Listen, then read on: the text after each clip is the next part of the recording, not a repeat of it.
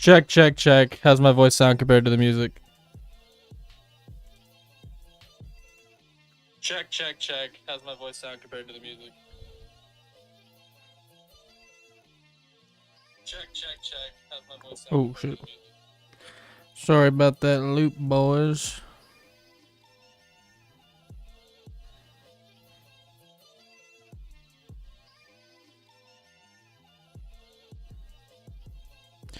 Sounds good to me.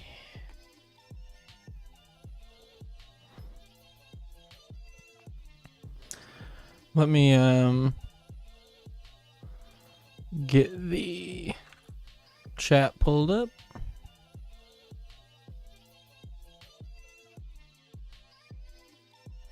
League on the desktop spotted.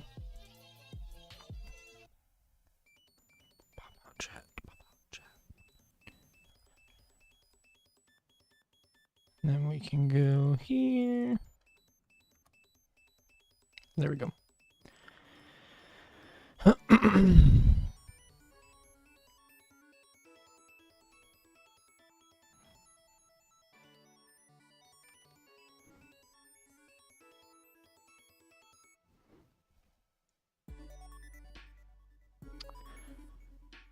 going on, guys? Gabe Wallace in the chat, LJL, whose deck we're going over tonight. This is definitely one of the weirder decks I've built. I like to hear that. Now that's what I like to hear. I'm gonna wait for some more people to get in here.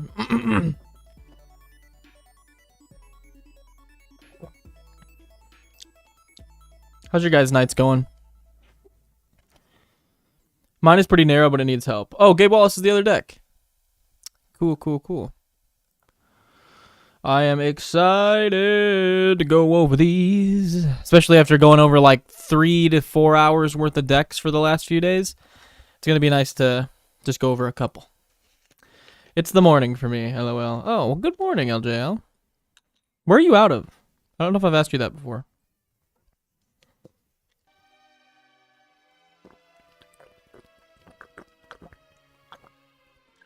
Mine is pretty narrow, but it needs help. All right, dude. Let's see what we can do. I've got my coffee. I've got my water. We're looking good. Right now I'm in China. Oh, really? Wow. That's cool, man. I've like never went anywhere, so people being places to me, I'm like, whoa. How you liking that? Are you there for like family or business or what's going on? China's a pretty... There's no way you're being for real, right? Or you are being for real. I can't pick up on sarcasm through text, so I'm never sure. Also, if there's a baby crying in the background, baby's gonna cry. I guess you could call it business. Ooh, LJLK is a sleeper agent, dude. He's sitting there posted up. I guess you could call it business. No, I'm actually in China. LOL. Okay. Damn, that's crazy. LJL's in China for business. No, never mind. Let's get onto the deck here. Let me know if these beats and stuff are too loud. They sound loud as hell coming through my speakers, but maybe they're not actually that loud. I'm gonna switch up how I do this because I got myself looking at an angle when I could just do this. Oh, but then that switches up the whole. Let me fix this really quick. This should be a pretty quick fix. There we go, and then we just gotta switch this over. I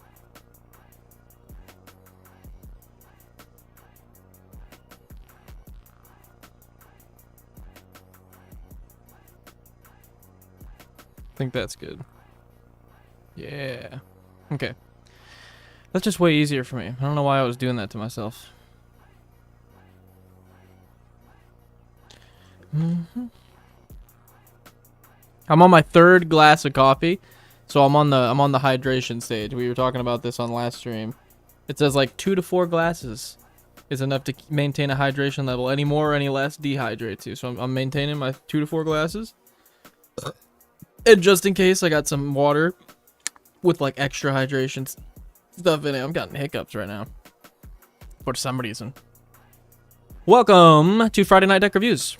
where you guys submit your decks and I review them on Friday nights. And today we got 2 bangers. We've got LJLK's Katilda and Lear deck, and we've got Wheelmaster's Smeagol Helpful Guide deck. And we're going to start with Katilda here, submitted by LJL. Strategy theme. I made this deck with the restriction of only using instants, sorceries, and humans and lands. Play some spells, play some humans, get those spells back, repeat. I specifically wanted this to be a storm deck that uses humans, not a creature storm deck, if that makes sense. So I don't have Chulane or other cards that will make me storm with creatures. I want it to feel like my creatures are helping me storm with instants and sorceries. I kind of get what you're throwing down. I like it. I think the deck will help explain it too. Power level casual, win condition. This is the problem with the deck at the moment and what I wanted help with.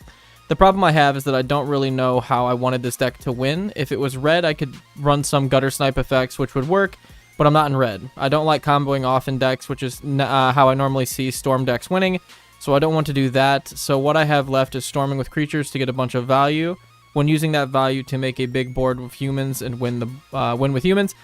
Things like Kyler, Emissary Green, and Champion of Lamble help with this. I also have token makers like Deka, Monastery Mentor, Cosmic Grand Zenith, Murmuring Mystic that can help. Favorite interaction, this is another one of the hardest decks to pilot I've ever made. There's a lot of weird interactions in this deck, and some get really complicated, so bear with me. Taigum, if you flashback a spell as your second spell for turn, it won't get exiled forever. Instead, it'll get exiled with Taigum, and you'll get it back in a couple of turns. Great for reusing spells. That's cool. I didn't realize that's how that worked.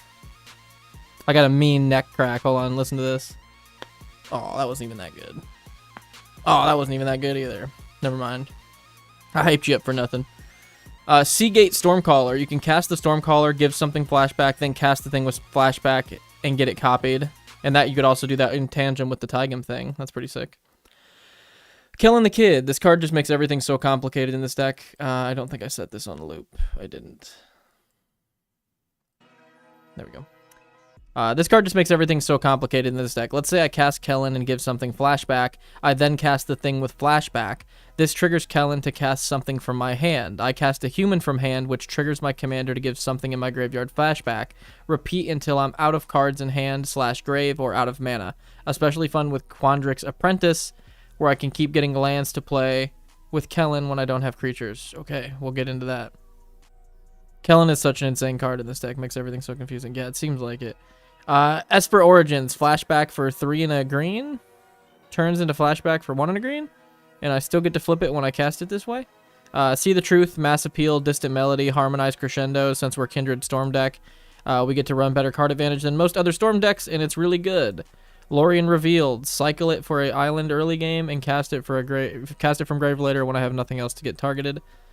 It's nothing else to target. Candlekeep Inspiration. Everything gets very big very fast. Filter out because of the deck restriction. This becomes a one-sided board wipe. Nice. Cool.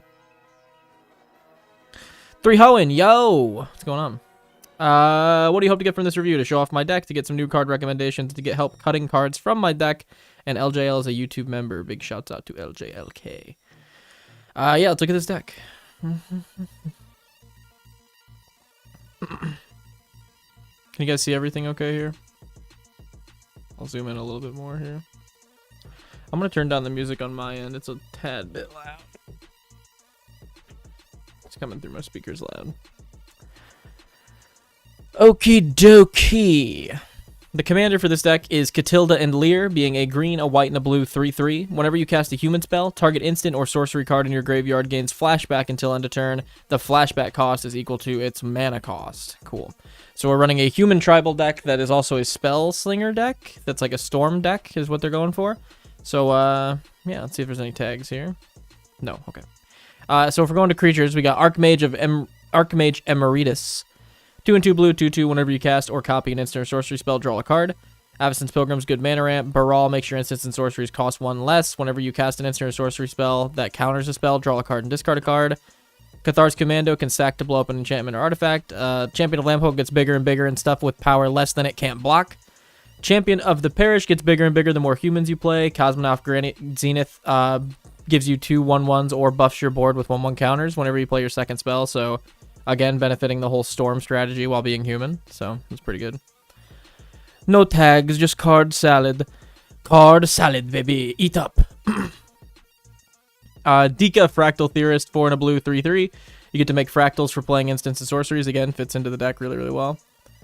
I mean, to be fair, tags are a bit superfluous in this one. Yeah, that's fair. This would all just be humans anyway. Deranged Assistance, good mana ramp. Devoted Gatekeeper. When it enters the battlefield, mill 2 cards. When you cast a spell from your graveyard, tap target creature. Disturb. Cast it from your graveyard flipped as a 3/1 flying. Can block only creatures with flying. If Departed Soulkeeper would be put into a graveyard from anywhere, exile it instead. That's an interesting one.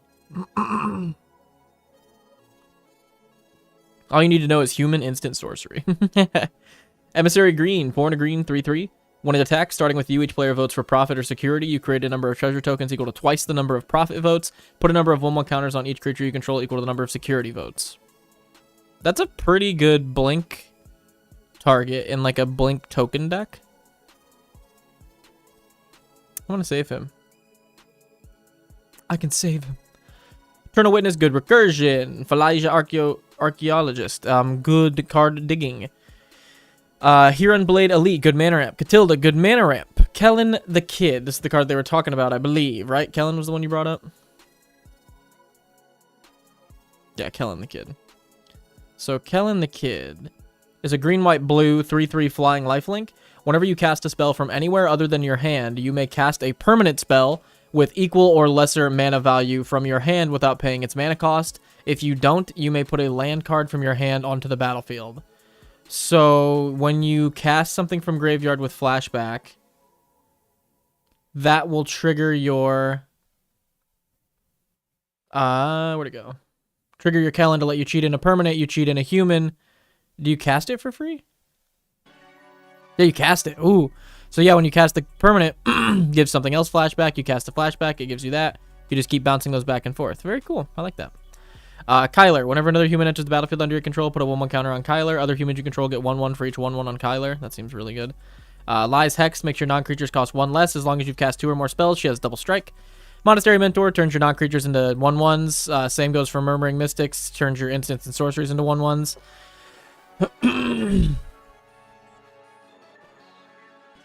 Let me get locked in here. Noble Hierarch. Good mana ramp. Novice Inspector is 1 white for a 1/2. When it enters the battlefield, it investigates. Palagir Survivor, 1 and a blue, 1/3. Add 1 mana of any color. Spend this mana only to cast instants and sorcery spells. That's a great one. Quandrix Apprentice, green white or green blue, 2/2. Whenever you cast your copy an instant or sorcery spell, look at the top 3. You may reveal a land card, put it into your hand, put the rest on the bottom. That's really good. Wrath. Whenever you cast an instant or sorcery spell, you may tap 2 untapped creatures to draw a card. Creatures you control get 1/1 when you pay 5. Savvy Trader makes spells you cast from anywhere cost 1 less. Oh, yes. What's the first part do? Exile target permanent card from a graveyard. You may play that card for as long as it remains exiled. I mean, that's fine, but the flashback, like, with that, very good. Seagate Stormcaller, 1 in the blue, 2/1 kicker for 4 in the blue. When Seagate Stormcaller enters the battlefield, copy the next instant or sorcery spell with converted mana cost 2 or less. You cast this turn when you cast it. If Seagate Stormcaller was kicked, copy the spell twice instead. You may choose new targets for the copy. And you were saying we could do what with this? You can cast the Stormcaller, give something flashback, then cast the thing with flashback and get it copied. I like that. And it's a human. Yeah, that's really nice. Quandrix Apprentice was one that I didn't know about before making this deck. It's actually really cool. You don't usually see spell slinging in Simic. Yeah, you really don't. That's like the one in Golgari that makes people lose one that has Magecraft. That one's cool to me too.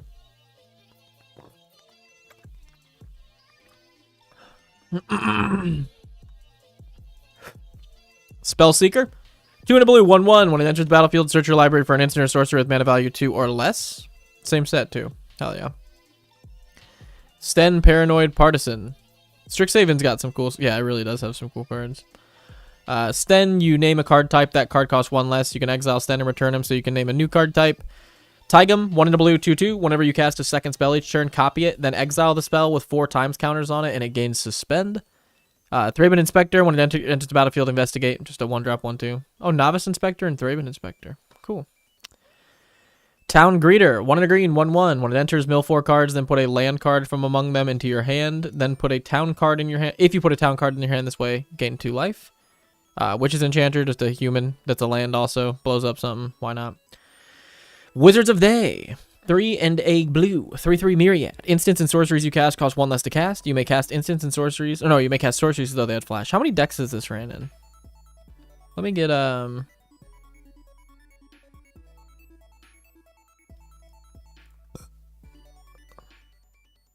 Let me get Scryfall open.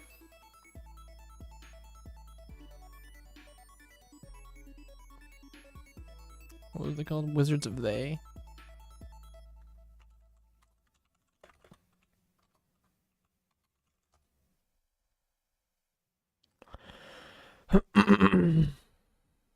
$38K. It's a cool or a cool card. Wizards of They is also a wild one in this deck.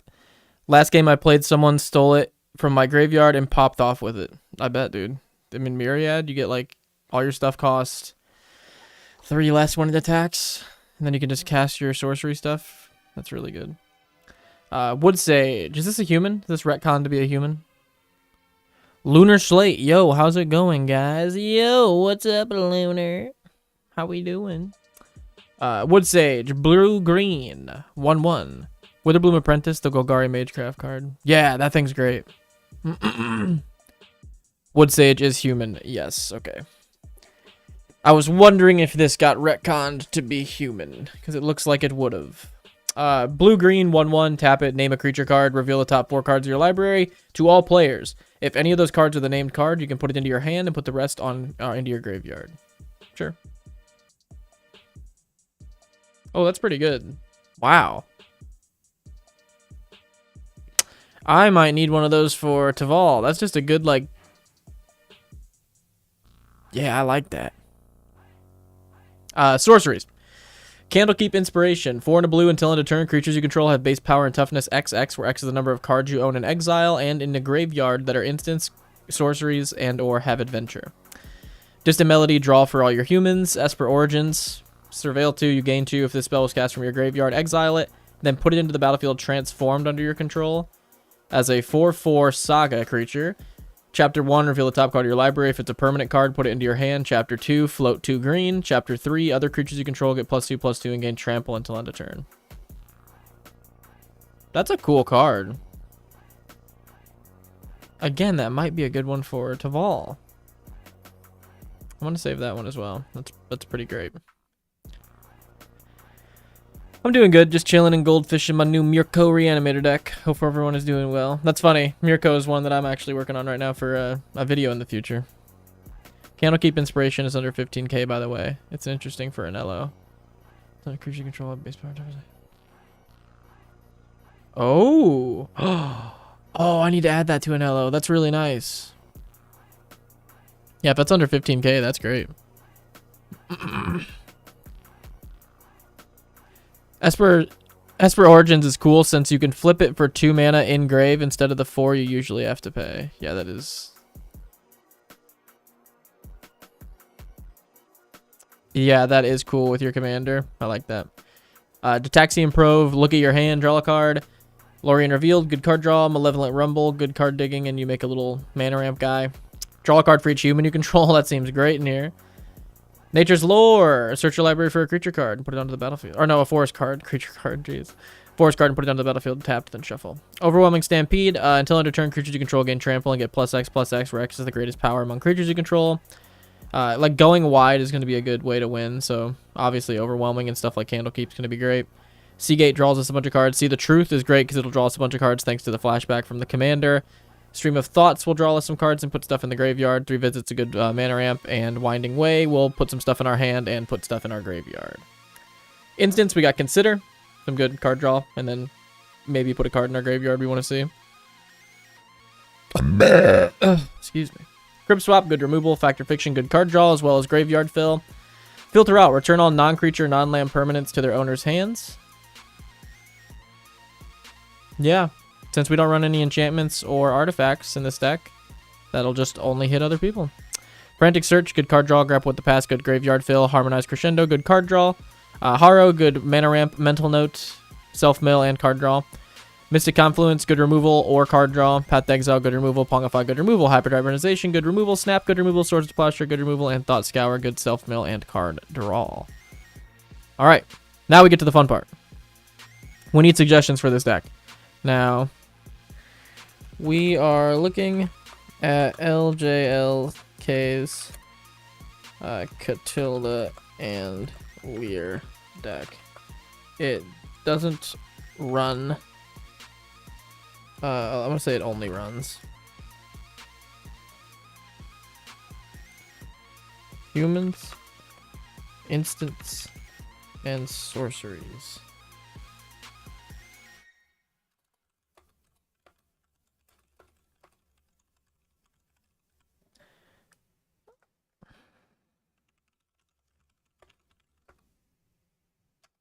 Okay, I'm gonna post that and ping it or pin it just so I can have some kind of remembrance of what's going on here. Okay. So what do we got? Crib Swap is a human, so it triggers our commander, by the way. Oh, yeah. Crib Swap is one of those weird... Yeah, shape-shifting instants. That's sick. That's actually really, really cool. Is there a goat in here? I don't know. There might be.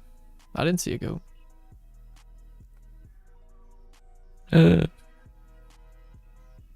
Awesome. Can't wait to see and compare. You always have good recommendations. Whirlwind Denial. Whirlwind Denial is always fun.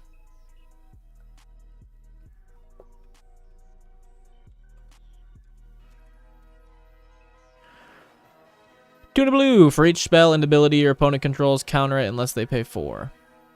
That is a solid-ass card. Okay, let me see here.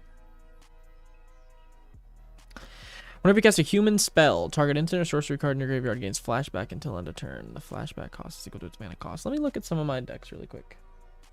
Because you're going for a go wide thing, so maybe some of my stuff might help. Blue white. There's also a considering tab. Oh, okay.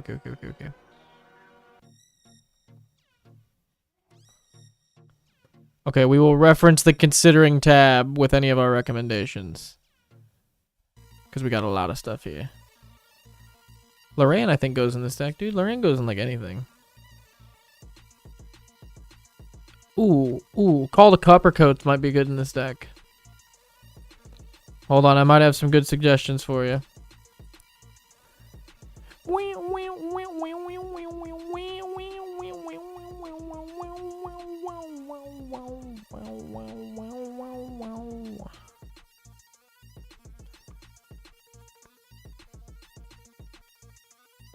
Only running humans though, so this is interesting.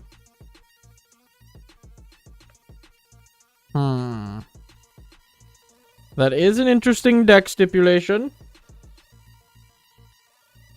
That's a very good card.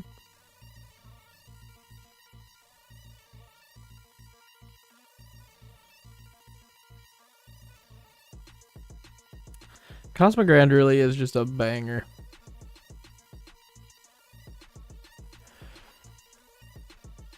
You have which of the monastery things do you have? Aren't there 2 of them? Is there another one? Is there another one other than Monastery Mentor? Oh yeah, that one makes zombies though. Okay, I think Boromir would be really good because I just think Boromir is really good and it's a human. Whenever an opponent casts a spell, if no mana was spent to cast it, counter that spell. Sacrifice Boromir of the tower. Creatures you control gain indestructible until end of turn. The ring tempts you. That seems pretty good. And I also think Call the Coppercoats might be really good in your deck. 2 and a white, Strive. You can target additional players by paying 1 and a white for each target beyond the first. Choose any number of target opponents. Create X11 white human soldier creature tokens, where X is the number of creatures those opponents control. This will give you a ton of 1/1 human tokens. It'll help you go wide, and you get to cast it twice because you can give it flashback. That seems actually really, really nice. Okay, let's see here. There's a lot of suggestions. I don't think I saw any protection for the creature-based deck, so I'll recommend Boromir. Oh, 3 Hoenns on the same page. Hakoda, Selfless Commander. Hakoda. Sacrifice Hakoda. Creatures you control get +0/+5 and gain indestructible until end of turn. Ooh.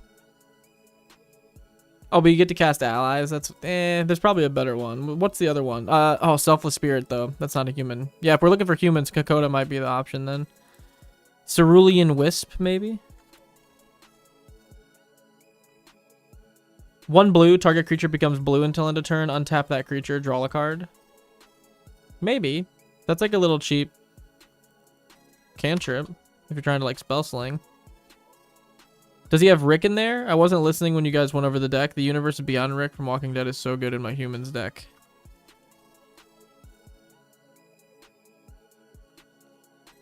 Isn't that his name? Okay.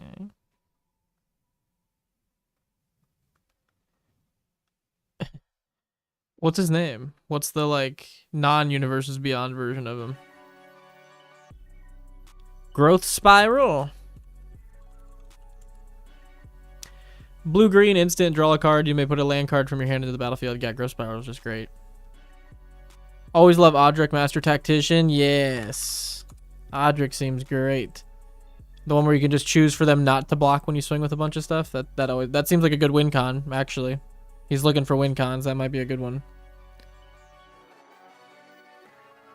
Jolrael? Yeah, that would be a good one.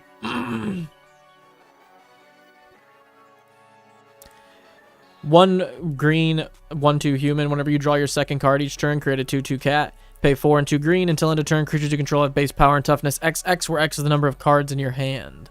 That could be really good. Greymond.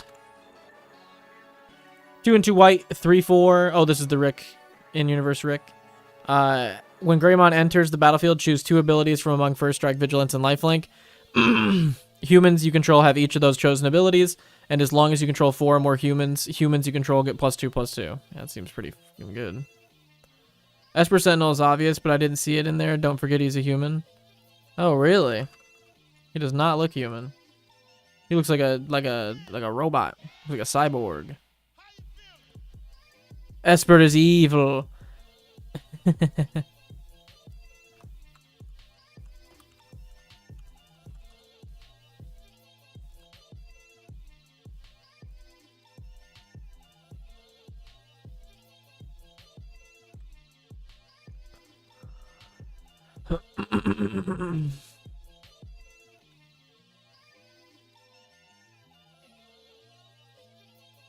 I mean, if you're okay with Spider-Man cards, Silk's pretty great in this deck, actually. 3/5 web slinging for 1 green and a white. Whenever you cast a creature spell, create a 1/1 green and white human citizen creature token. So, like, you can even be, like, spell slinging creature spells a little bit. Which seems pretty good, actually. What's up, Jonah? How we doing, my guy? I see Devout Chaplain is in the considering. I think you should main deck it. The removal is too good. Oh, we're not running Adeline in here? Why? 1/2 white, star 4, vigilance, power equal to the number of creatures you control. Whenever you attack, or for each opponent, create a 1/1 white human creature token that's tapped and attacking. Adeline seems like a definite add. That seems very, very good. So does Torrens. Whenever you cast a creature spell, you get a 1/1 human. Adeline and Torrens seems... Oh, Adeline's in the considering. Yeah, I mean, that seems really good.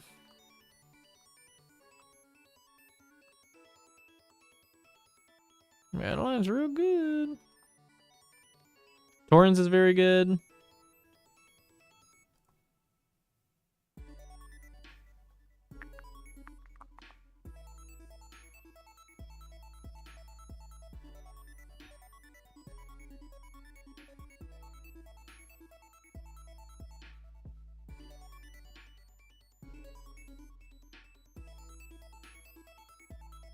Ooh.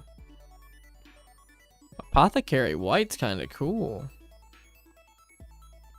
3 and a white, 3/4 vigilance. Whenever you attack, create a food token for each player being attacked. Pay a white tapper, tap X untapped food tokens you control to create X 1/1 white human creature tokens. She's actually kind of cool.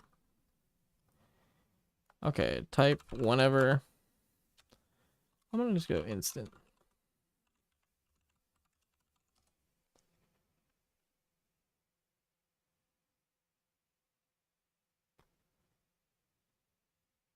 Arc Captain is a great human piece as well. Who the hell is that?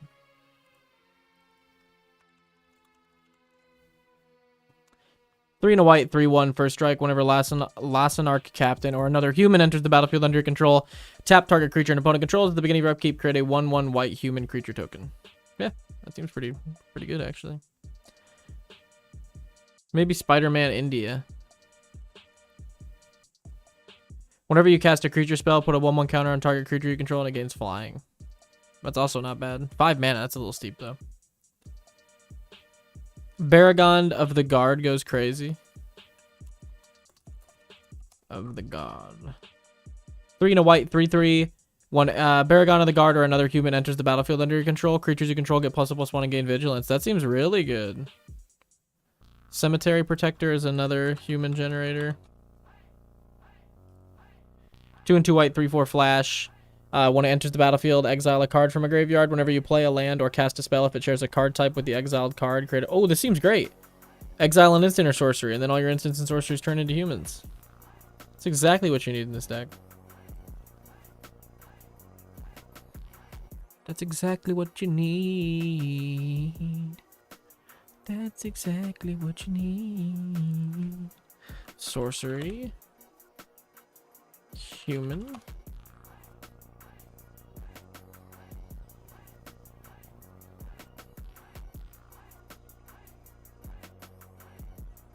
Ooh.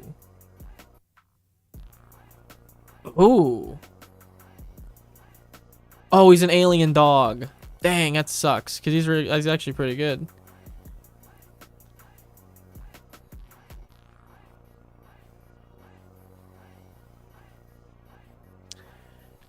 Paragon, the Guard goes crazy. Trust.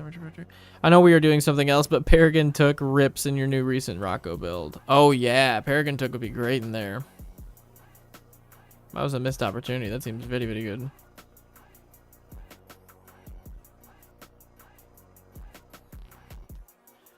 What about Of the Mind? Did you run this in there? 2 in a blue. It costs 2 less to cast if you control a human creature. Oh, and a non-human creature. Never mind. You probably already looked at all these.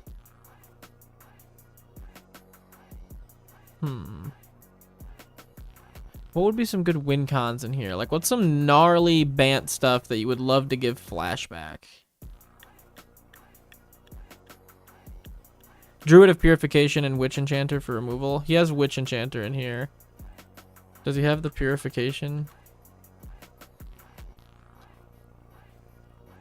3 and a green, 2/4 or 2/3. When it enters the battlefield, starting with you, each player may choose an artifact or enchantment you don't control. Destroy each permanent chosen this. Well, that's actually really good.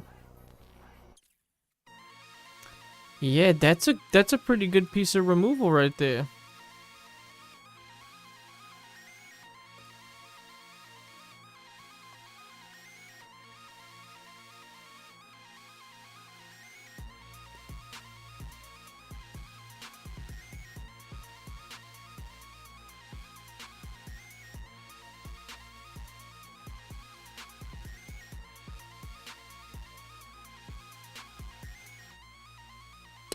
Yeah, that card's super underrated. Yeah, Druid of Purification's great. I had not seen that before. It seems very, very good.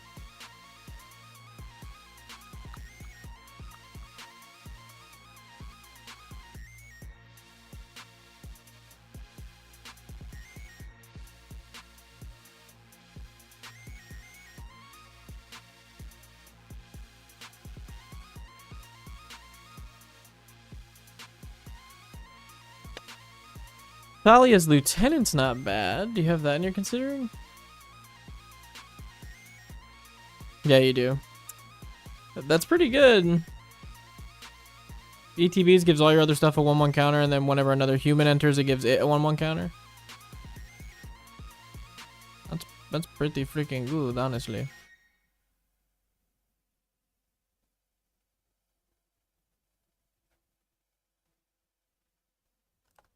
Get another good look at your boy over here.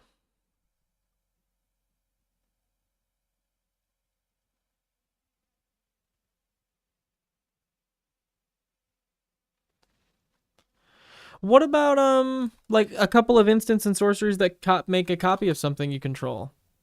I feel like you have a lot of strong targets for that. Like Irenicus's Vile duplication. That seems really good in this deck. And I think there's another one that does this similar thing. Create a token that's a copy of target creature you control, except it has flying and it isn't legendary. I mean, like, having 2 of your commanders is nuts. Having 2 Archmages is nuts. 2 Barals, 2 Champions, 2 Dikas, 2 Cosmic Grand Zeniths, 2 Emissary Green, 2 Lyses, 2 Kylers, 2 Kellens. You know what I mean? And then not only that, you also give the Irenicus's flashback with your commander. That seems really good.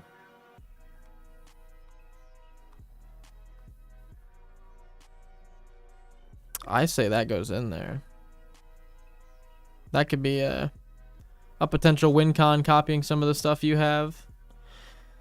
Actually, you know what else could be a potential win con? The Sakashima one. I do think we finally found a deck that Mirror Room doesn't go in. Yeah, for real. I think the Sakashima card wouldn't be bad in here. Sakashima's Will. 3 and a blue, sorcery, choose one. If you control your commander, you can choose both. Target opponent chooses a creature they control, you gain control of it. Choose a creature you control, each other creature you control becomes a copy of that creature.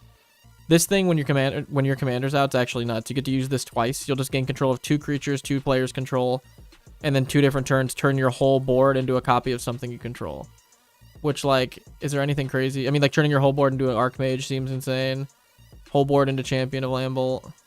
Whole board into Cosmic Grand Zenith seems actually disgusting. You gotta be careful with the whole legendary thing, but a whole board into Murmuring Mystic's pretty good as well. I think those are interesting choices you could make. Everything Comes to Dust is a great one-sided board wipe. One-sided board wipe. Everything. 2 and 3 white, sorcery, convoke, exile all creatures except those that share a creature type with the creature that convoked the spell. Ooh. Yeah, that seems gross in this deck. Yeah, Everything Comes to Dust seems very, very good. Yikes. That's good. What about something like Clone Army or Clone Legion as like a win con in here? 7/2 blue for each creature target player controls, create a token that's a copy of it. You just do that, and then you're pretty much like getting enough value to probably bring home the game, and then you can use it a second time. I think a couple of big spells like that might be good for win conditions.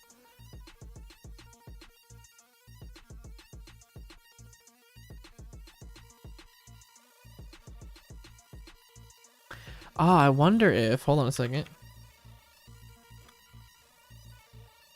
Yeah, what about, Baral? Is that his name? No, that's not the one I was looking for.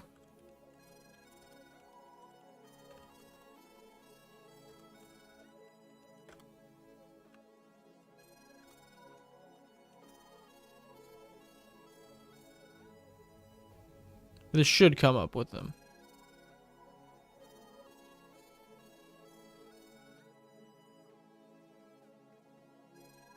Really? Color, blue, Oracle, return, hand, type human.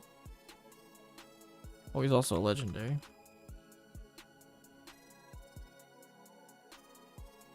Yeah, Baron. I think Baron would be sick in your deck, dude.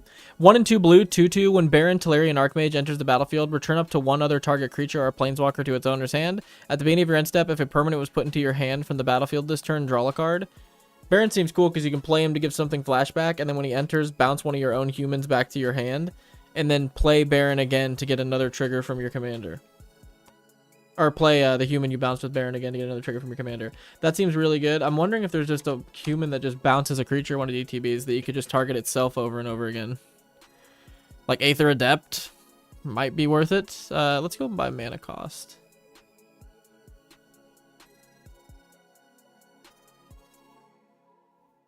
Ooh. Wait, you're in white blue, right? Another target creature you control. I need one that bounces itself.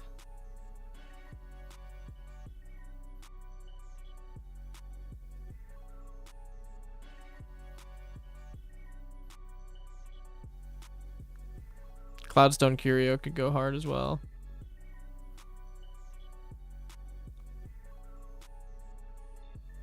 Yeah, I think Baron's actually kind of solid in this list. Just to like consistently keep getting that. Nah, we don't need that. Or something like Deputy of Acquittals.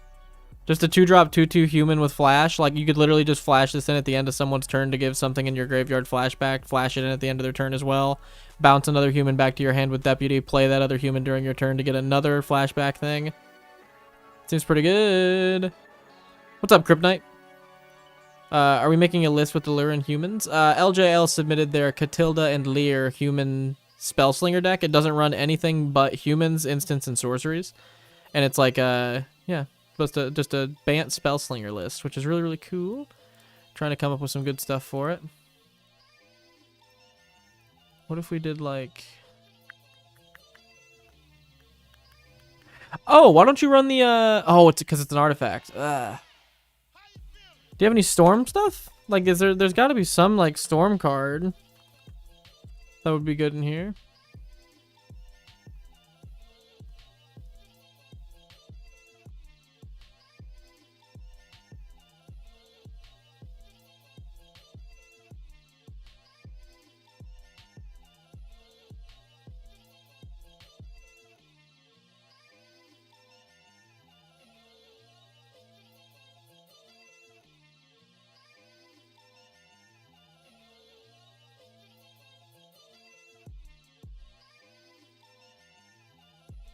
Catalyst Stone, that sounds like an artifact. It is. Yeah, he should run that if he didn't have that stipulation. His deck's running only instants, only sorceries, and only humans. I think Aether Adept or something like it would be really good. You can just play Aether Adept and then target itself to bounce itself, but then you can just get flashbacks over and over and over again with it. I think 1 or 2 of those pieces would be pretty good.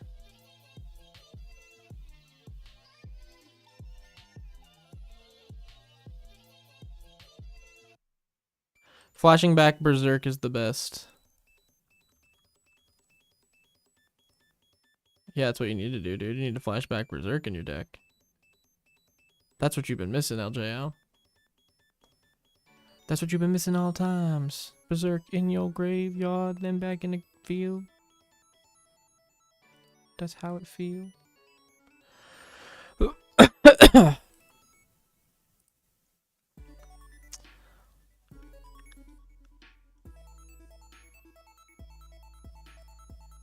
Are there any humans that cost 0? Weird question. But figured I'd check. Asmiranda, Martica Dice, and a Coldakar does.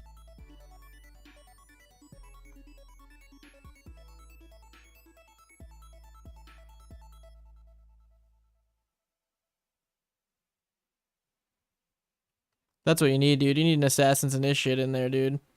Just a... Oh, you don't run black. I was kind of joking anyway.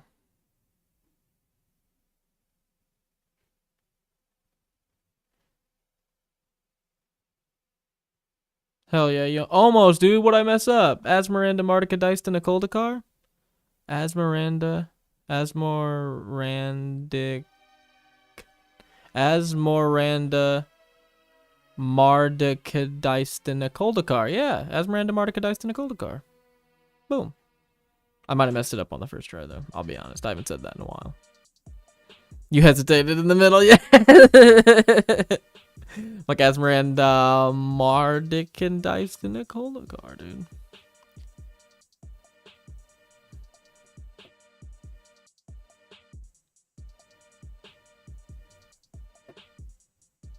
I thought there was going to be a human like that, Shrieking Drake. I thought that would be cool, but there doesn't seem to be. No, no, no. It's Asmiranda, Mardic, Dice, and Coldakar. Ah, yes. I forgot again. Kindred Summons. I mean, that's always going to be a good one. Kindred Summons. 5/2 green, choose a creature type, reveal cards to the top of your library until you reveal X creatures of the chosen type, where X is the number of creatures you control of that type. Put those cards into the battlefield, then shuffle the rest, reveal cards into your library. I wish it went to your graveyard. I'd be really messing with that if that was like graveyard. This is good though. I mean, yeah, if you've got like 12, I mean, especially if you're gonna be making human tokens, because it doesn't say non-token. That's pretty good. That's actually busted in this deck. Kindred Summons seems like a good one. Kindred Discovery is an enchantment, unfortunately. As is Kindred Boon. No, please. Asmiranda's my father. Call me Tim. 7 mana is a lot. 7 mana is a lot, but that is a really good effect.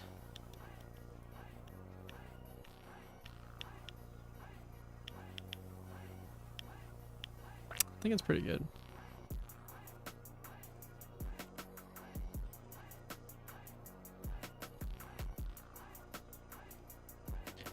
Choose type.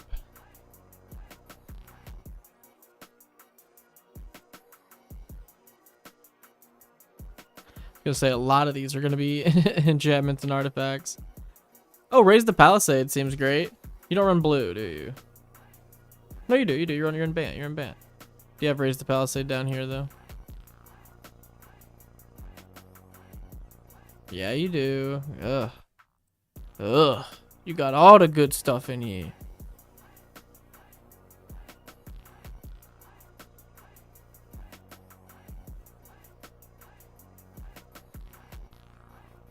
And They Shall Know Fear is pretty good too, actually.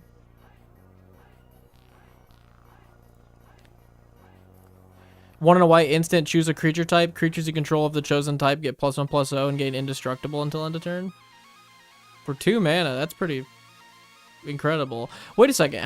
What percentage of your deck is white, would you say? Let me see. Like creature wise. Not a whole lot. Wow, that's actually crazy.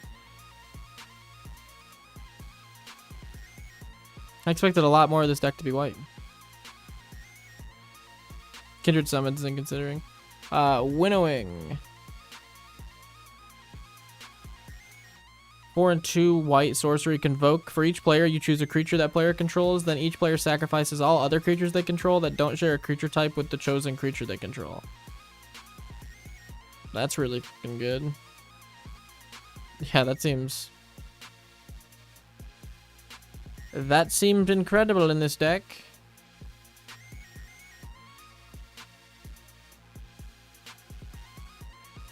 I have not seen that card. Oh, and you got a little anime version of it.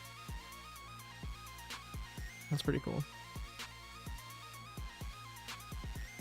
All right, get some last minute suggestions in here for LJLK, and then we will move on.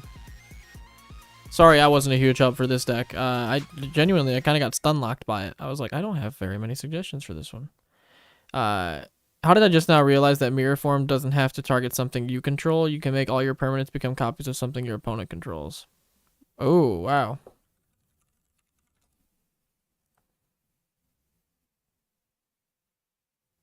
Yeah, it's because you expect it to be worded reverse. Like, I expect it to be like, choose a permanent you control, then all other permanents become a copy of it, but it's each non-land permanent you control becomes a copy of target non-or permanent. That's a good-ass card. Yeah, turning all your humans into the best thing on board might be a pretty good win con, especially if you give it flashback.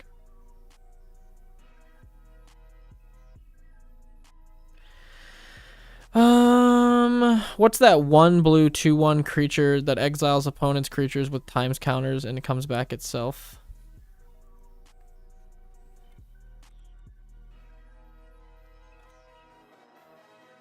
See color.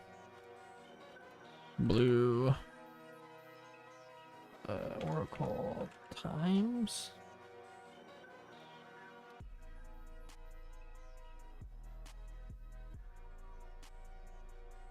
This one? Sinister Concierge. 1 in the blue 2/1. When Sinister Concierge dies, you may exile it and put 3 times counters on it. If you do, exile up to 1 target creature and put 3 times counters on it. Each card exiled this way that doesn't have suspend gains suspend. That's pretty cool for removal. I think because we're not running mana rocks, that there should be some dedicated ramp cards in our instants and sorcery stuff, like Explore and Growth Spirals.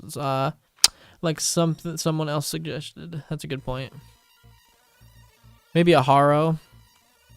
If you can give this bad boy flashback, dude, just start spamming the board with some lands. Yeah, get a Rampant Growth, get a Harrow. I mean, Harrow and Cultivator are a little weird because your commander costs 3. So like 3 visits and all that. You already have that though. Wargate is a pretty good flexible ramp spell for Bant. X, green, white, blue. Search your library for a permanent card with converted mana cost X and put it into play, then shuffle your library. Oh yeah, you can just play that for 0 and get a land. I might make a short about that. I'll shout you out, Crypt Knight.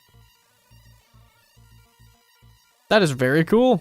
I actually did not know that you could do that. I never thought about that. I'm going to put this in every Bant deck I make from now on. That's just very good. Love this. I'm going to save that. You used to get Mana Crypt with Wargate. It was way better. Yeah, I imagine.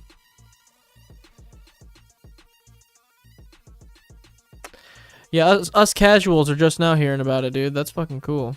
Wargate for 0 is used in CEDH to get Gaia's Cradle. Ah, that makes sense. I bet it is. Too bad he's not in red, then he could run Reinforced Ronin. That would be sick. Keep bouncing itself and replaying it. That's what I was looking for, but there's nothing like it for humans. Which sucks, because that would be such a good mechanic to have in here. Did he need help cutting cards? Yeah, cutting cards. Is there anything we saw in here that we don't think makes sense?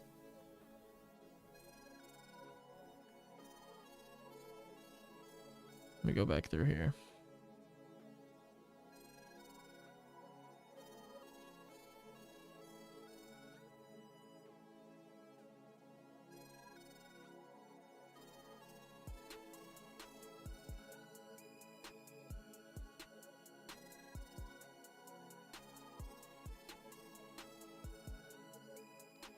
Stream of Thought's okay. I don't know how great I think that card is. Because you have so many ways to put stuff in your graveyard. I don't know if Stream of Thought's necessary. I mean, you can flash it back, but it's like... Looks fine to me. That's what I was thinking. The deck looks good. I mean, Trusted Advisor seems decent for the bounce thing. The extra hand size is nice and gives the 1-drop to bounce and recast by itself. That's a little 1-drop on your upkeep. You have to bounce something. Yeah, 1-drop, 1/2 at the beginning of your upkeep. Return a blue creature to your hand. I mean, like, Trusted Advisor is just a guaranteed flashback trigger each turn. And whatever other human shenanigans you got going on. So, I mean, that seems really good. Torrent's Fist of Angels was overlooked earlier. I think I said him in passing when I was looking up stuff. But I don't think we actually ever clicked on him. Whenever you cast a creature spell, you get a 1/1 green and white humane soldier creature token. So, yeah, you get to, like, storm with your humans to make other humans, which, yeah, I mean, I don't see why that would be bad. Maybe Distant Melody is cut with so many different versions of that in the deck.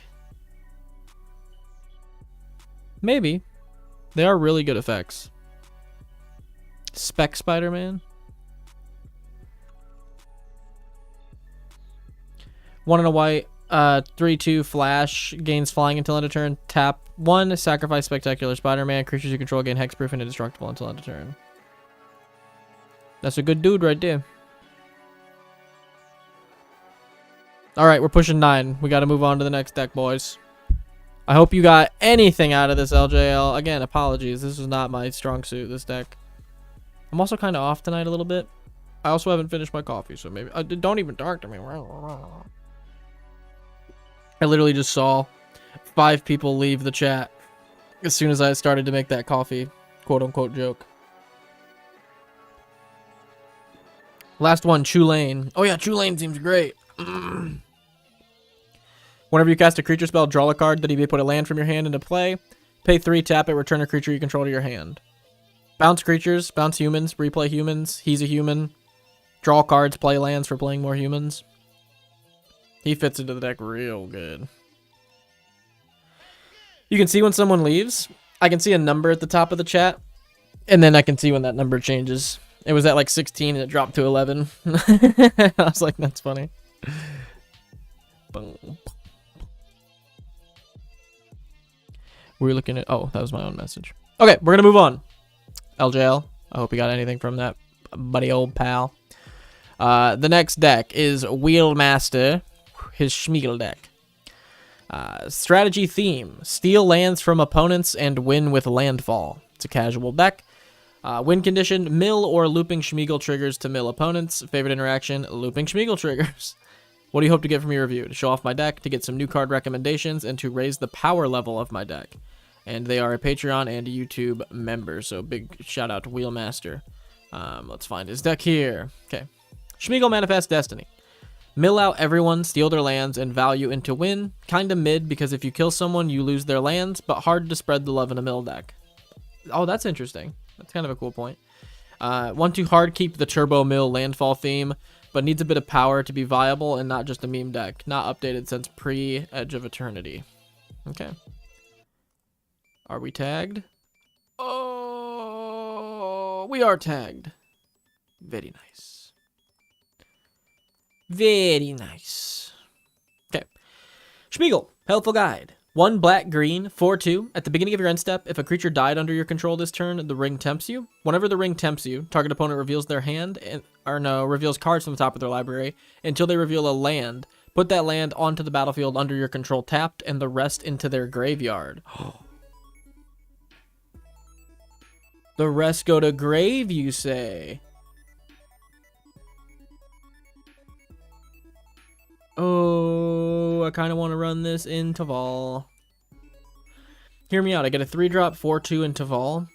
I'm constantly sacking zombies for a little value loop. And then I get more mills. I get a little ring temptation. I get a little mill. I get a little mana ramp. I don't know. It's pretty cool. I like the Smeagol a lot. Long story short, I think this guy's sick. Draw. We got Bilbo's Ring. 3 for an equipment. Equip for 1 to a halfling. Equip for 4 normally. As long as it's your turn, equip creature has hexproof and can't be blocked. That's super good. Whenever a equip creature attacks alone, you draw a card and lose 1 life. This was made. The ring was made for Smeagol. It's his precious. You only mill opponents, unfortunately. Yeah, if you milled yourself, it would 100% go into Vol, but I'm still considering it. That's pretty cool.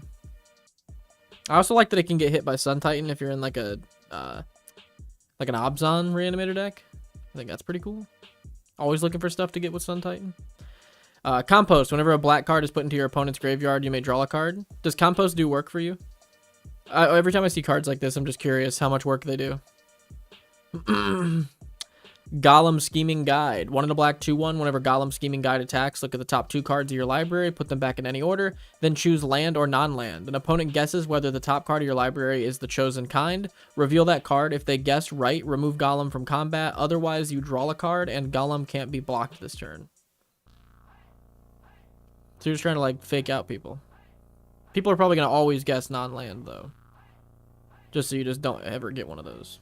But that's fine. Because we're trying to get lands anyway for landfall stuff, so I guess that's fine. LOL, just a pet card, kinda. Oh, Compost, that's fair. Into the Pit. FNAF. 2 in a black. Enchantment. You may look at the top card of your library. You may cast cards on the top of your library by sacrificing a non-land permanent in addition to paying its other cost. That's a very good card. I want to save that. That's a spicer. Knight's Whisper, Sign in Blood, Staff of Eden, 6 for a legendary artifact. When Staff of Eden enters the battlefield, put target legendary permanent card not named Staff of Eden from a graveyard into the battlefield under your control. Tap it, draw a card for each permanent you control but don't own. Ooh.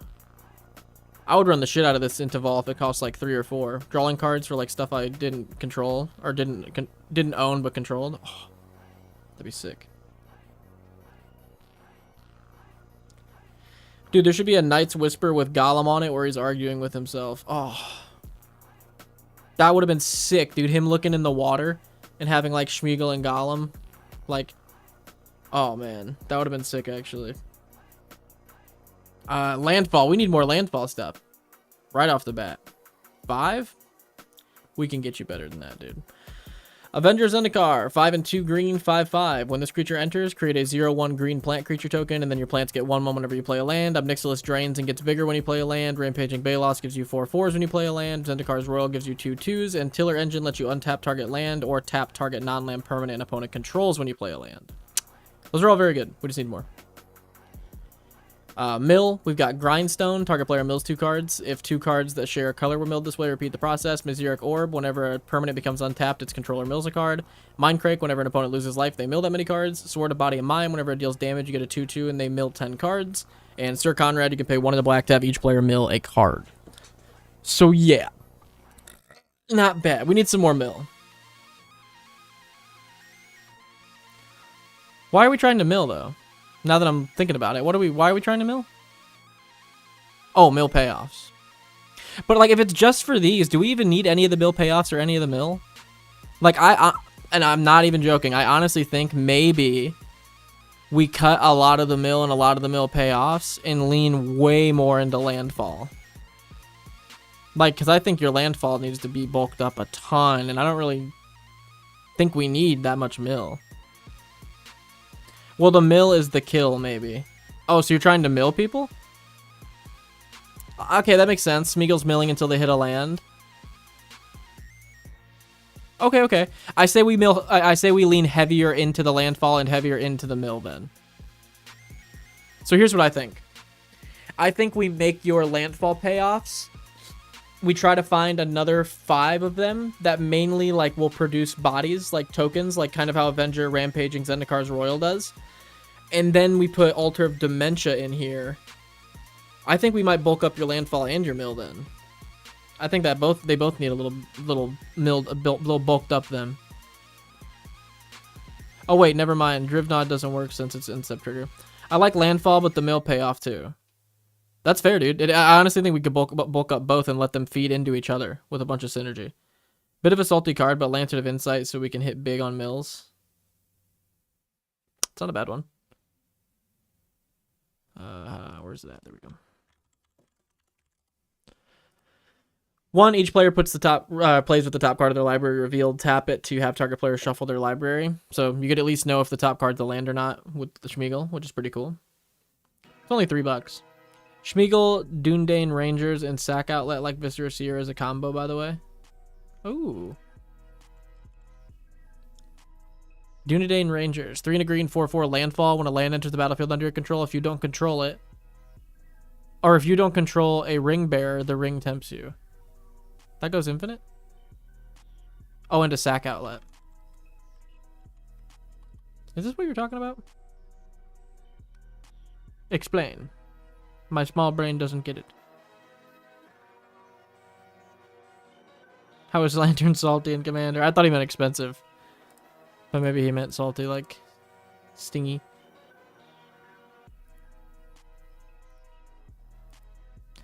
I think you also need to run stuff that makes token on land. That's what I'm thinking. I think he needs more landfall stuff that makes tokens.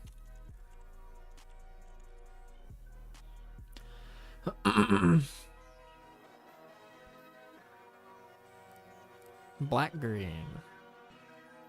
Like green sleeves would be great in this deck. 3 and 2 green, star, power and toughness equal to the number of lands you control. Protection from planeswalkers and wizards. Whenever a land enters the battlefield, you get a 3/3 badger. That's going to be fantastic in your deck. You're already running Rampaging Balos. I don't see a point in you not running Primeval Bounty. Turning your creatures into 3/3s, your non-creatures into 1/1s, and your lands into 3 life. Like, that just seems like a good card. I mean, Sapperling Nursery seems disgusting in this list. Are you kidding me? 6 and 2 green, enchantment affinity for forest. So this thing can come out for 2 green pretty realistically a lot of games. Landfall, whenever a land enters the battlefield, you get a 3/4 green tree folk. 1 and a green, exile this enchantment. Tree folk and forest you control gain indestructible until end of turn. This is going to be very good in your deck. So landfall, ring tempts you. You make Bloodghast your ring bearer. And you have a Smeagol trigger, sack Bloodghast before Smeagol trigger. Smeagol gets another land, bring back Bloodghast, repeat. Okay, that's cool. I like that. Do that. Put that in here. Wait, the Peregrine Dynamo is kind of elite with the ring mechanic since you can turn any of your creatures legendary.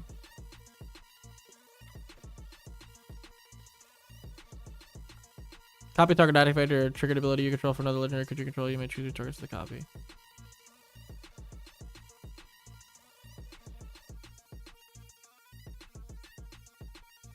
That is cool. I didn't think about the ring turning stuff legendary. That's pretty sick.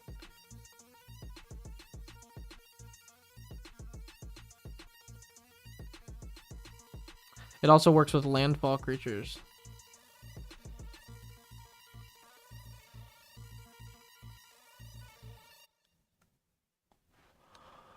I think that would be a good one. Oh, Springheart Nantuko. This needs to go in there immediately. 1 and a green, 1/1. If it's not bestowed, you just start getting 1/1 green insects on landfall, which is incredible. But if you bestow it, you can pay 1 and a green when a land ETBs and start getting copies of the thing you bestowed it on. So start getting like Avenger Zendikar, start getting Rampaging Balos. Springheart Nantuko definitely needs to go in this list. Without a shadow of a doubt. That is nuts in here.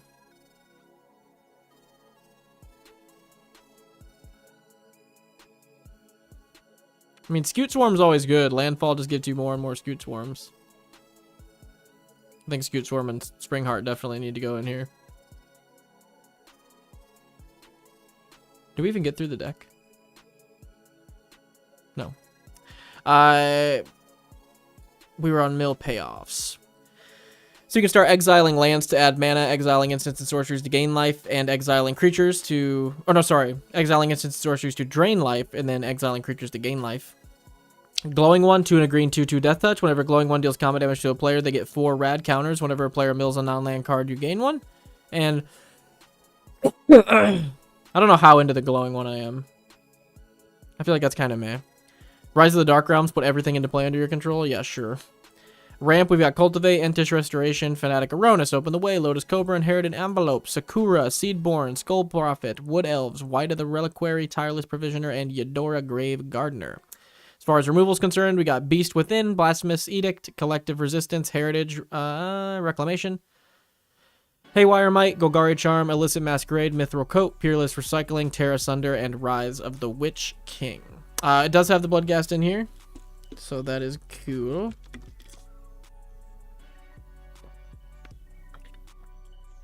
We've got the Infinite Combo online. What are we sack? Oh, yeah, this is more reason to put more landfall token generators for some of this sack stuff too. Put a Grist in here.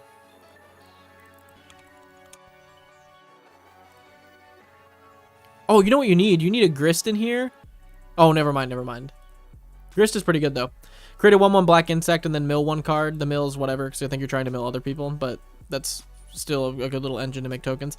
You may sack a creature when you do destroy target artifact or planeswalker. Each opponent loses life equal to the number of creature cards in your graveyard. Maybe Grist isn't as good as I thought it was. I forgot you're going for like the other player getting milled. I think Alternate Dementia like is an immediate add. Like immediately add these token generators with landfall and Alternate Dementia, and I think this deck will fire off like way stronger. Grist is crazy good for 35 cents, isn't he? It's crazy how cheap he is. Correct me if I'm wrong, Wheelmaster, but to me it seems like the deck needs to pick a direction. Either focus on milling our opponents, winning from landfall payoffs, or just looking to combo. Another Bloodchief Ascension deck, Nick? Maybe. At the beginning of each end step, if an opponent lost 2 or more life this turn, you may put a quest counter on Bloodchief's Ascension. Whenever a card is put into an opponent's graveyard from anywhere, if Bloodchief's Ascension has 3 or more quest counters on it, you may have that player lose 2 and you gain 2. I mean, yes. That's a definite good win con in this. I think LJL is right. Let's pick a direction and build from there. It mostly the combo, but needs payoff since I don't tutor out combo pieces. Fair. I say...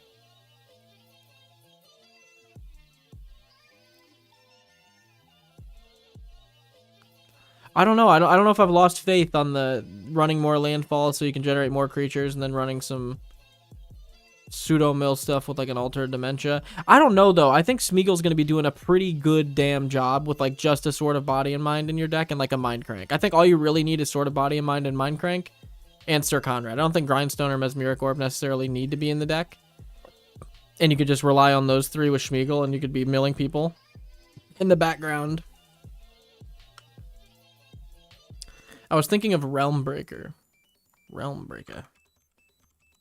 Realm Breaker. Oh yeah, Realm Breaker's sick. Realm Breaker's perfect for this deck. 3 for Legendary Artifact, pay 2, tap it. Target opponent mills 3 cards. You put a land from their graveyard into play under your control. It gains if this land would leave the battlefield, exile it instead of putting it anywhere else. Pay 10, tap it, sacrifice Realm Breaker, search your library for any number of Praetor cards. We don't even care about the Praetor part. The first part's just like another Smeagol. Mill 3, steal a land. It's kind of exactly what we want to be doing. Oh, run the Palantir in here. At the beginning of your end step, put an influence counter on the Palantir of Ornthink and Scry 2. Then target opponent may have you draw a card. If that player doesn't, you mill X, where X is the number of influence counters. I keep forgetting you're trying to mill other people. Jeez, I'm like going into my reanimation roots here.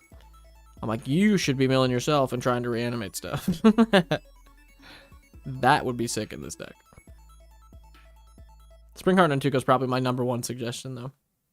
I think that card would be incredible in your list.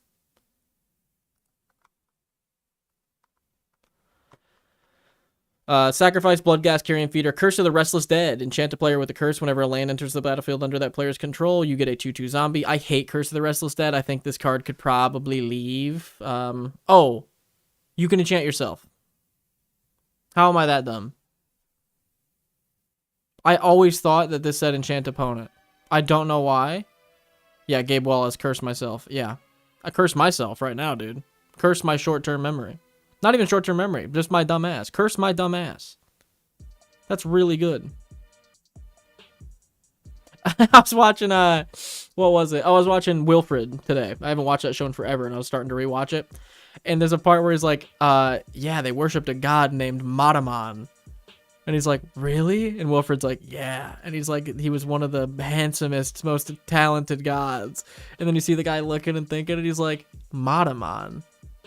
You mean Matt Damon? And he's like, no, I'm not that. No, it's not Matt Damon. And he's like, yeah, it is. You're just talking about Matt Damon. And he's like, no, this is a big, powerful god. And he's like, no, Mataman's just Matt Damon. Come on, come on. Breach the Multiverse seems fun. Breach is always fun. It's expensive, but it's fun. Oh, it's also like a $7 card. I didn't know that. 7, each player mills 10 cards. For each player, choose a planeswalker or creature from their graveyard, put them into play. Then each creature you control becomes a Phyrexian in addition to its other types. That's actually kind of cool. Breach kicks ass. I never realized that it did the Phyrexian thing. That's really cool. I might run one of these into Vol as one of my like end game pieces. I've been considering it for a while, but now I'm like, you know what? You guys convinced me on Incarnation Technique, and that's now my favorite Reanimator card. So maybe Breach will be the next one where I'm like, yes. Forsaken Miner, same thing. When you commit a crime, you can play it from your graveyard. So similar with Bloodghast, you'll be able to like do a little cycle with it. Tevesh Sat, create 2/0/1 black thralls, +1 or +2. +1, you may sacrifice another creature or planeswalker, draw 2 cards, then draw another card if the sacrifice permanent was your commander. -10, gain control of all commanders. Put all commanders from command zones into play under your control. That's such a busted -10. Viscera Seer, sack a creature, scry 1. Tempt. Bombalier's Song. Target creature you control gets 1/1 and gains hexproof until end of turn. The ring tempts you. Call the ring. At the beginning of your upkeep, the ring tempts you. Whenever you choose a creature as a ring bearer, you may pay 2 and draw a card. I still think this card is fantastic. Claim the Precious. 1 and 2 black, destroy target creature. The ring tempts you. Dune Delay and Rangers, we already read. Golem, Patient Plotter. 1 and a black, 3/1. So Smeagol is what before he gets corrupted by the ring, correct? I'm a noob with with the lore of this set. Very interesting. I want to rewatch the Lord of the Rings movies.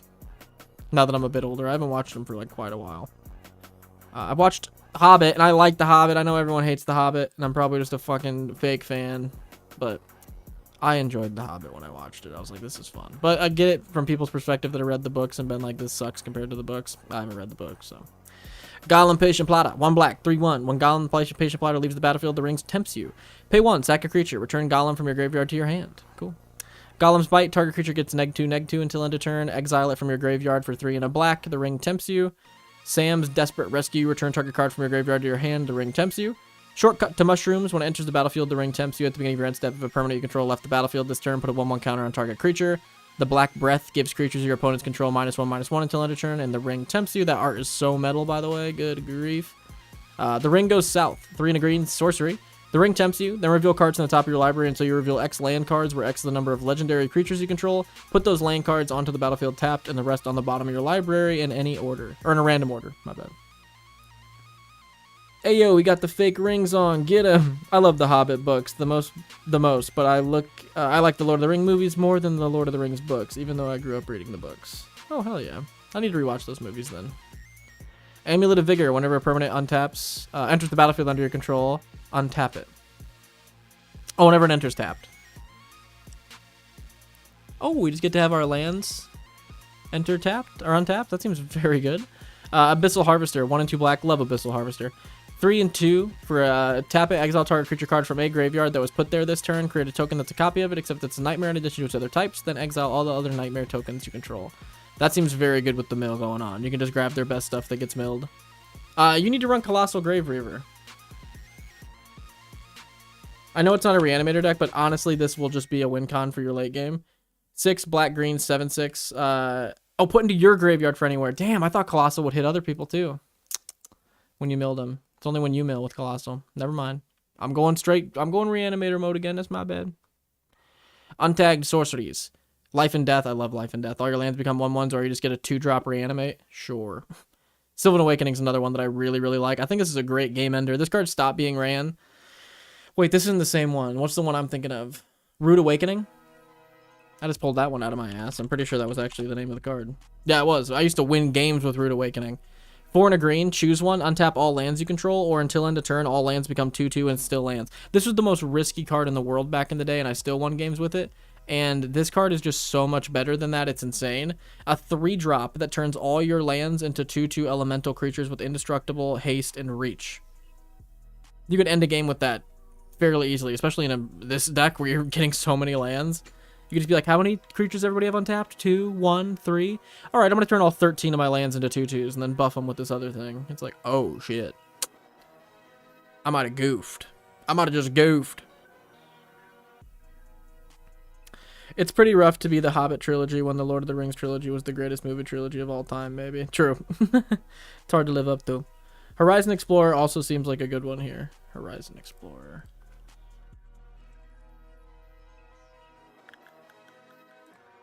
Two and a green, 2/4. Lands you control enter untapped. Whenever you attack a player, create a lander token. That's really good. Damn.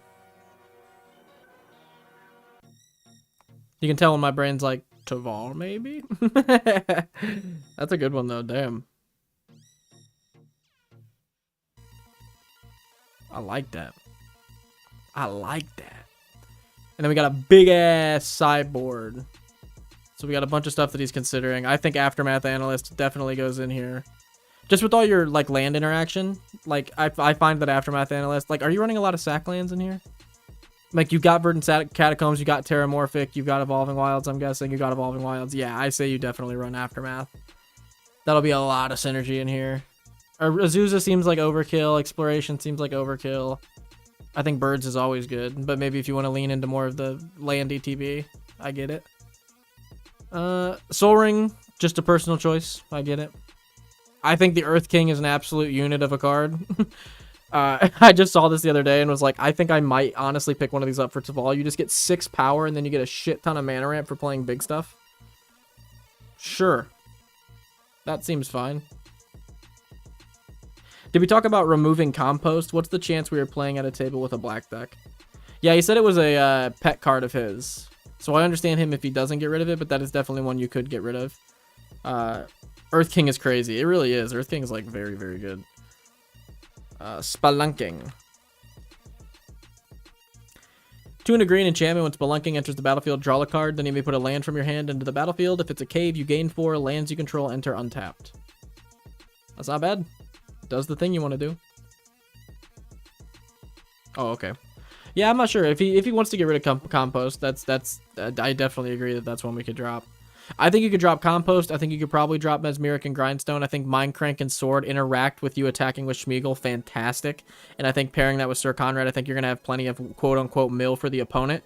I think that's going to be enough that you're not probably going to win by mill. You could potentially win by mill with Mind Crank and Sword. But you're going to be milling enough that... Ah, man, that's the thing, though, because you don't want to lean too much into mill if you're not really going to be doing that many payoffs with it. So you might just want to get rid of the mill. As weird as that feels. I still think Mind Crank and Sword are really good. But I don't know why, though. Why am I saying that? Because they mill a bunch of cards? If we're not going for the mill win, then, like, why does that matter?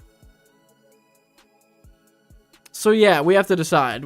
Are you wanting to do mill? Are you wanting to do tokens? Or are you wanting to try to make both work? Because that is interesting. That does get a bit difficult, don't it?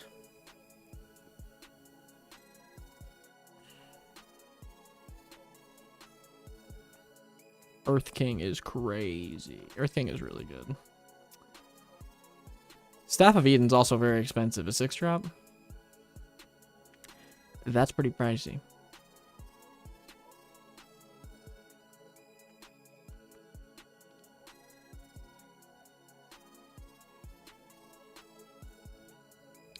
Do we run enough stuff in here if you decide to add the additional landfall token stuff to consider? I think we run Skull Clamp in this deck, right? You run all these sack outlets. Like, you could Skull Clamp onto Bloodghast, onto Carrion Feeder, onto Viscera, onto stuff you're sacking to Viscera. You could Skull Clamp onto the tokens you're making off of Avenger Zendikar, or the tokens you're making off of the other one that we pointed out. What was that other one called? Well, it's not here. The other one that makes 1/1s. I mean, I think Skull Clamp's fantastic in this deck, honestly. I like the combo requires either tokens or recursion creatures. And it's a lot of mills, so why not go for payoffs and such with it in mind? So kind of torn. That's fair. I understand being torn. I do think we should drop the mill, but I'm still going to suggest Breach the Multiverse because I like that card. Oh damn, someone suggested it already. LOL. Okay, I like the combo requires either tokens or recursion creatures, and it's a lot of mills, so why not go for payoff and such with it in mind? So kind of torn.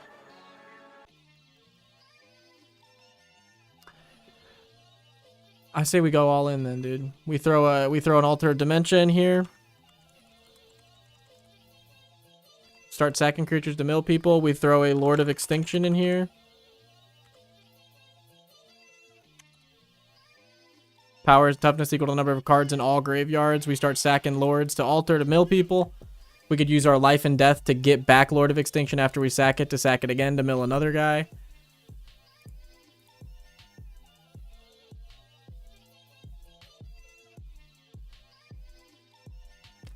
You know, doing graveyard stuff, getting lots of lands and mana. This seems like a good deck for Stargaze, mayhaps? LJL, dude. He's always liking Stargaze.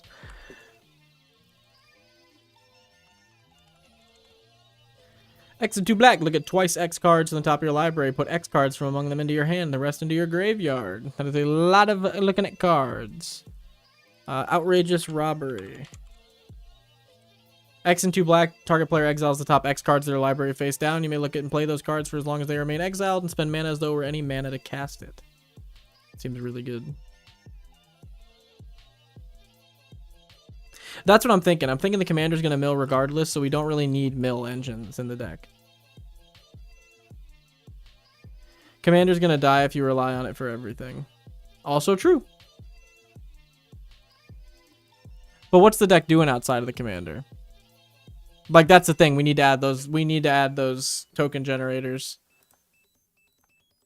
Valgavoth? The mono black one? I mean, it's a great card. I just don't know, like... I guess when you mill the cards, it'll trigger Valgavoth to exile them so you can cast them. Like, you could potentially get Valgavoth in your graveyard to reanimate it with, like, Life and Death or something to get it out early. 9 mana is just super steep.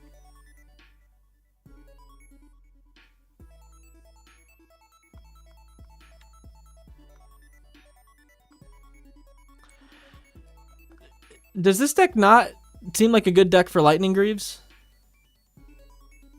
Like, just to protect Smeagol and he can attack the turn he comes out? Like, it's a very basic suggestion, but like, I don't run Lightning Greaves that often anymore, but this seems like a great option for a deck to run it still.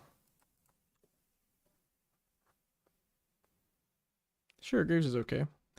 I was thinking, I wasn't saying that as like a response to your thing. I'm just saying like that's a good card. I think it seems really good in this deck. What else? Do we have Heroic Intervention? When you tempt for the ring, is it targeted? Is there anything in here that says it? I think it does. I think the initial putting the ring on something does. But maybe I'm dead wrong.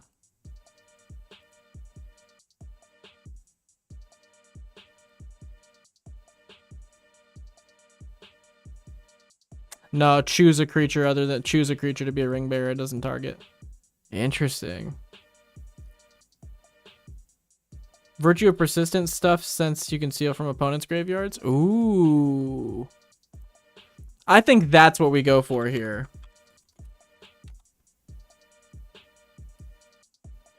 Is we're just milling people and stealing stuff from them. Like creatures, lands, anything we can get our filthy little hands on. 4 and 2 black.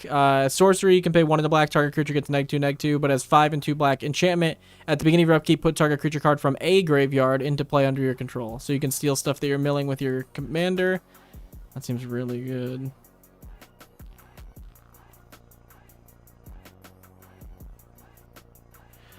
Gay Boss, you target the creature, you put it on. Yes, I'm never putting it on Smeagol regardless. Okay, so that's a reason not to go Greaves. Apparently I'm wrong. I don't know. Maybe you are right. It didn't seem anywhere on the card that it says target. Unless Smeagol does say target. Because the one I was reading just said choose. Yeah, that's interesting. Let me look it up for you.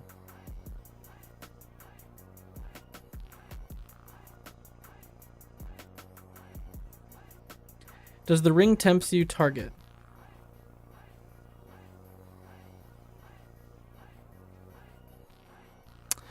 No, it does not say target. It says choose. Damn. So you do not target. So yeah, you could run Lightning Greaves in here, and it wouldn't fuck anything up. Ashen Powder. You can see it in tokens for the deck. What?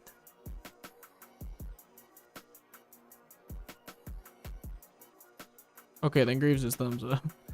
Greaves is thumbs up. Greaves is thumbs up. What are you talking about, the tokens for the deck? Ashen Powder. Oh, I love the bear token. Look at him. Look at him.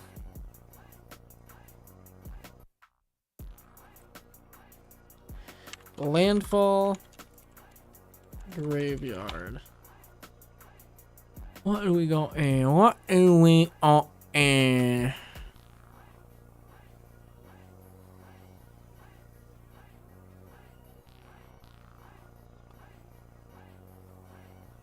Quest for the Necropolis is kind of cool. 1 black enchantment. Whenever a land enters, you get a quest counter on it. 5 and a black that costs 1 less to activate for each quest counter on it. Sacrifice it. Return a creature card from a graveyard into play under your control. This could potentially be a 2 mana. Reanimate something from an opponent's graveyard into play under your control. It's actually not bad.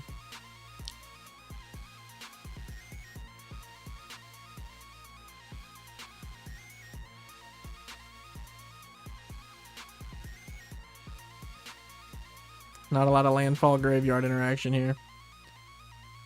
I mean the tempt mechanic.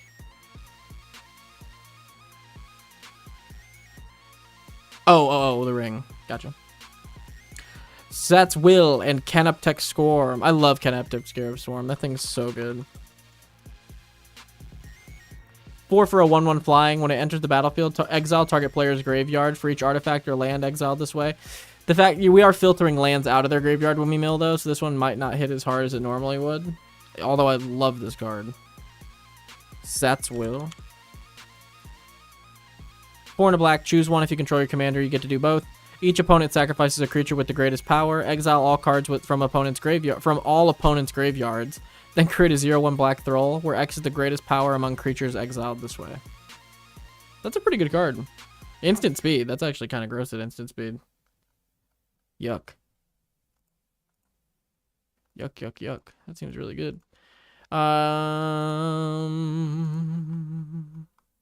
whoa, whoa. Let me look at my Taval deck just to make sure. Just to really check. Where's my Taval deck? Oh, I don't know.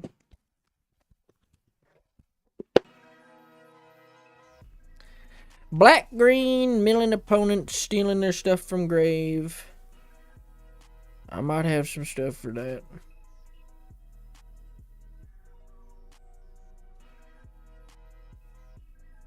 Like, I think Dance of the Dead and Animate Dead go in here. Dance of the Dead, Reanimate, and Animate Dead. Like, definitely go in here. Just grabbing the best thing that you're milling from your opponents while you're stealing their creatures and getting landfall triggers. Like, that seems pretty good to me.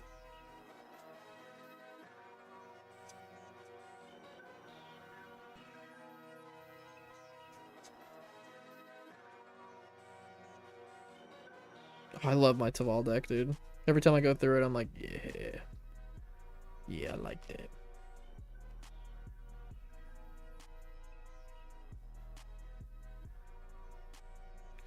Ah, that seems really good in your deck. Holy shit.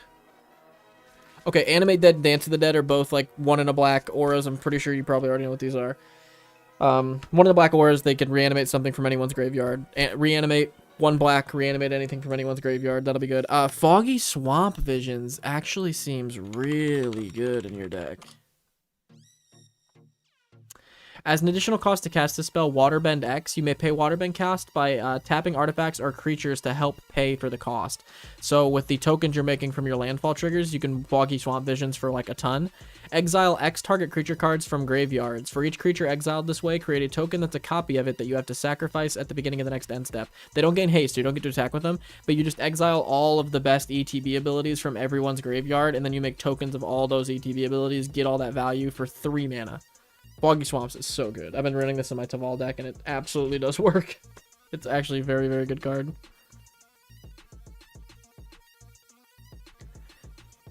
Espers to Magicite.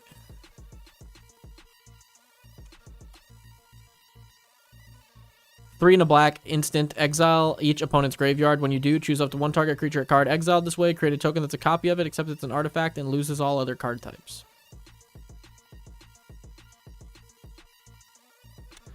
That's a pretty good card. The fact that it doesn't exile your graveyard. I like that. Force Mage Advocate. Force Mage. 1 in a green, 2/1, tap it. Return target card from an opponent's graveyard to his or her hand. Put a 1/1 counter on target creature.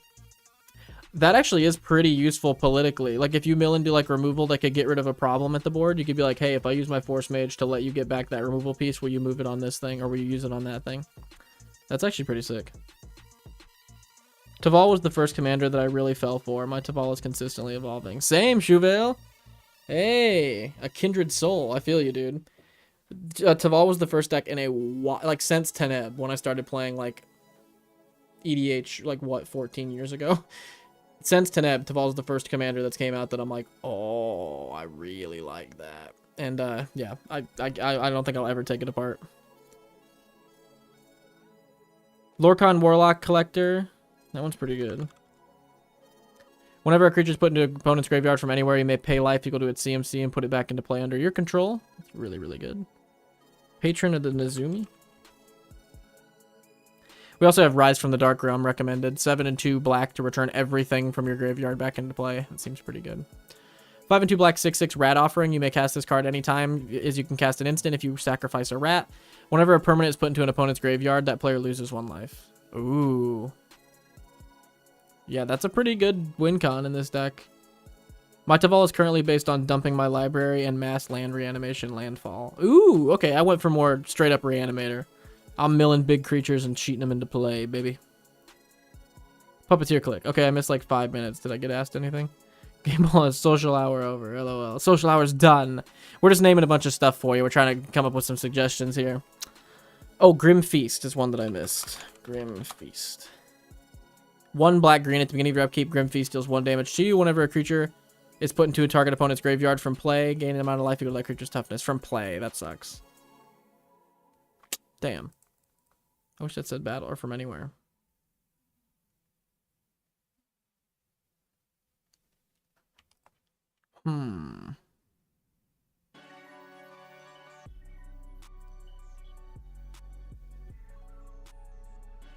Arden the Usurper.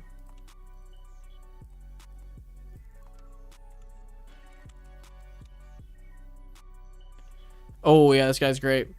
8-drop 4/4 at the beginning of combat on your turn. Exile up to 1 target creature card from your graveyard. If you exile the card this way, create a token that's a copy of it, except it's a 5/5 black demon. It says from your graveyard, which sucks. I wish it did other people's graveyards. Ooh, Puppeteer Click is good. That's a good idea. 3 and 2 black, 3/2 flying. When this creature enters, put target creature card from an opponent's graveyard into play under your control. It gains haste at the beginning of the next end step. Exile it. And it has persist, so you could play Puppeteer Click, sack it to a sack outlet, and grab 2 creatures from an opponent's graveyard to swing with, which is pretty good. Arden the Usurper. Arden says a graveyard. It's not just yours. What? Did I go full dyslexic?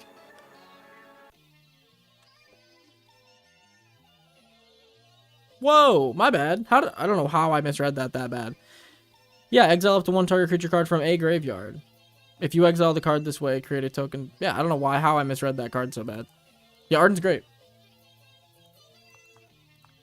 I went full dyslexic on this guy.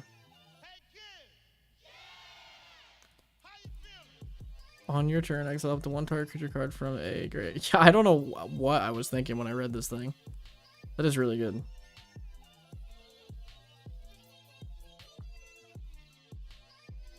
What about that board wipe for small stuff?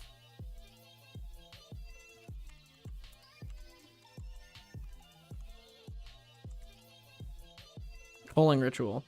Destroy each non-land permanent with mana value 2 or less. Add black or green for each permanent destroyed this way. I don't know. Maybe with your token generators, you could play that to get like a huge mana boost to like drop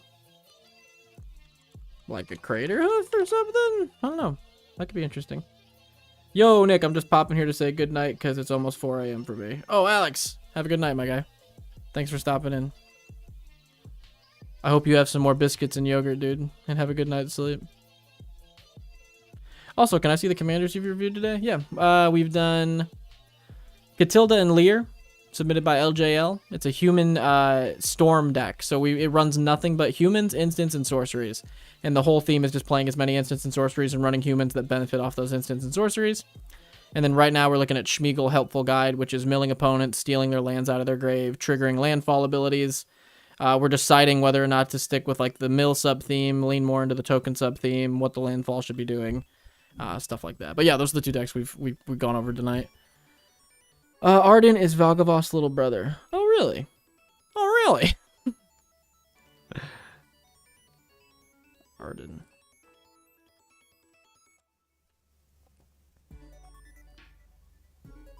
Oh, no, you're just making a fucking joke. Okay, sorry. Dude, text is so hard to, like, determine any kind of, like, sarcasm.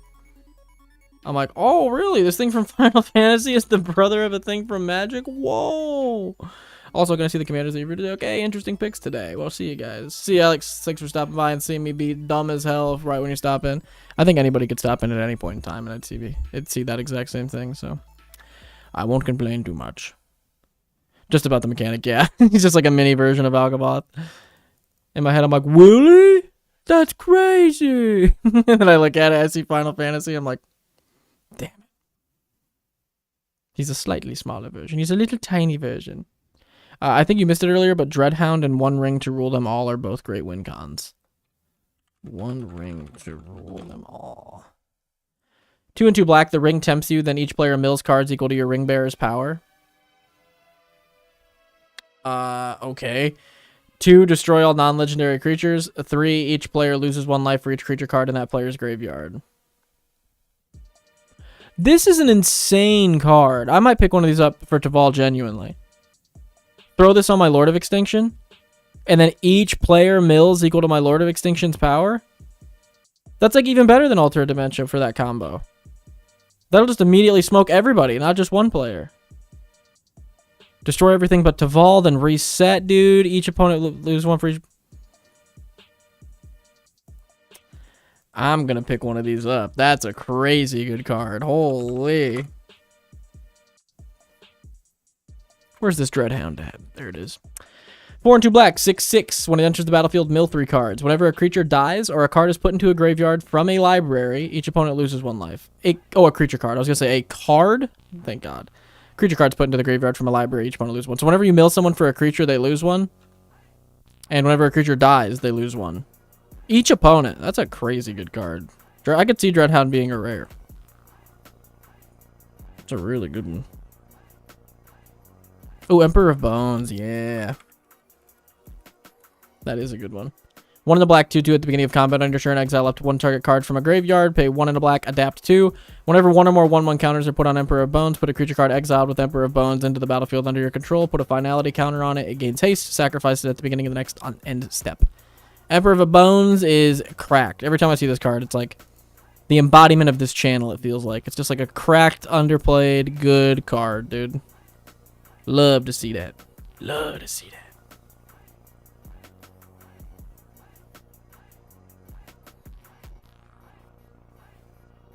So what do you think we cut, boys? What's the consensus? Hazel's Brewmaster?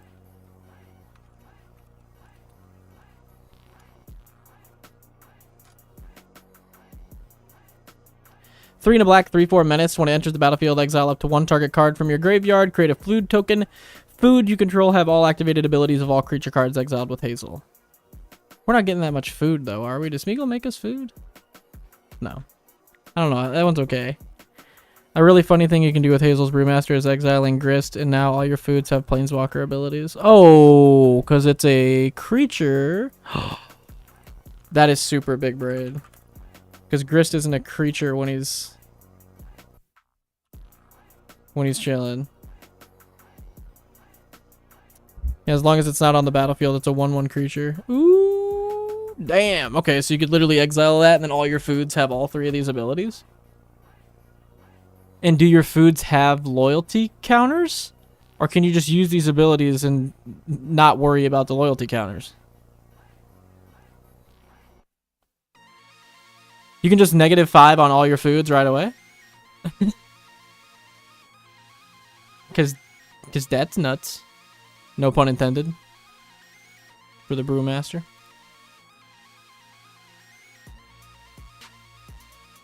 That's actually crazy. I almost want to like run that as a win con in one of my decks. Or build a deck where I could do that. You still have to pay the loyalty counter costs, so you can't -5 right away. You can put loyalty counters on them, I think. Oh, okay. So they're technically at 0, but not the same kind of 0 that would kill a Planeswalker, and you can use +1s to add them and then start -2ing once you get enough. Nurgle's Tallymaster also seems decent in here. Same with your Anello deck.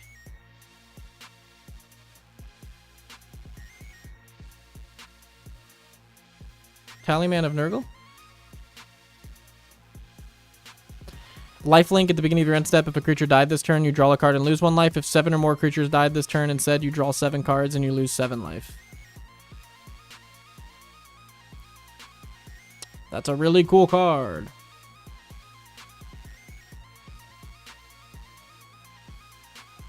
That's really good. I've never seen this card.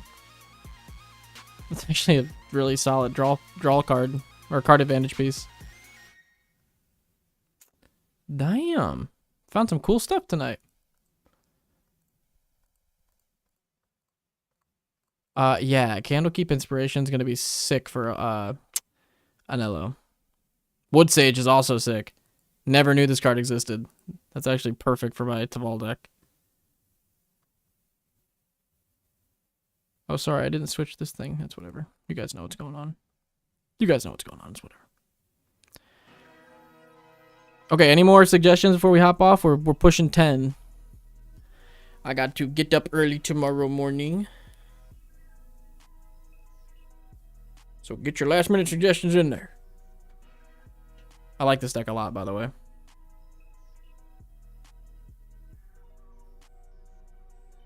I wish there was a green or black card, and I know there's not, that would like set the whole board, like return all creatures from all players' boards to the top of their owners' libraries would be so busted with Smeagol. That'd be so funny. Second, since Taval mentioned. You're right, Taval. My bad. Where's the Haywire Might? Yeah, where's the Haywire Might at, dude? Where's your freaking Rattlesnake cards at? 1 for a 1/1. When it dies, you gain 2. Pay a green, sack it, exile target non-creature artifact or non-creature enchantment. Haywire Might's so good. Portal to Phyrexia? I mean, sure, why not, dude? 9 for an artifact. When it enters the battlefield, each opponent sacrifices 3 creatures. At the beginning of your upkeep, put target creature card from a graveyard into play under your control to Phyrexian. I mean, that's a game ender. It sucks when you have to hardcast it, though, because someone's probably going to remove it, and then you just paid 9 mana, which sucks. I think it's sideboard. Oh, okay. Yeah, I get not running it. As a Reanimator player, this is like the best, coolest Reanimator card, and I still don't run it. Just because I'm like, 9 is so steep. If this was on a creature, I'd run the shit out of it.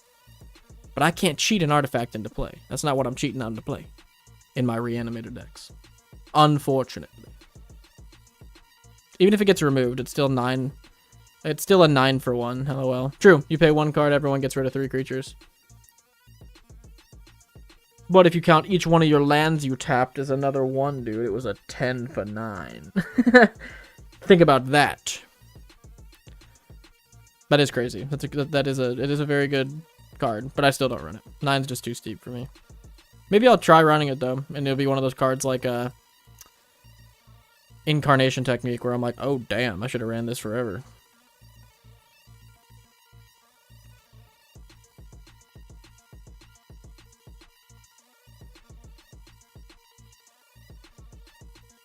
All right, I think we're gonna wrap this stream up, my guys. I've got to hit the hay and get up truly early. Your logic is truly dizzying. Oh my god, dude. You're telling me. Try living in this brain. Then you'll know dizzying, dude. I can't even remember what my logic was. What was my logic? What was my logic I was getting into? Oh, Portal to Phyrexia?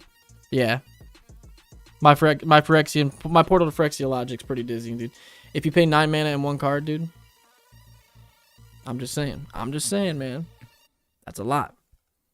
See you, man. Have a good one. See you guys. See you, LJL. See you, Chouvel. See you, Gabe Wallace. See you, King of Dreams. See you, Alex KVO. 3 Hoenn. All the freaking classics, dude. I appreciate all you guys. Lunar. Thank you guys for stopping by. I always appreciate it. Thanks for submitting your decks. I hope you guys get any kind of use out of this at all, because I know that I am not the most useful, but my chat normally is. So, I will see you guys on Sunday and Monday with uploads. Watch out for those uploads. I think you guys are going to like them. And yeah, I'm out of here. I'll see you guys. Peace.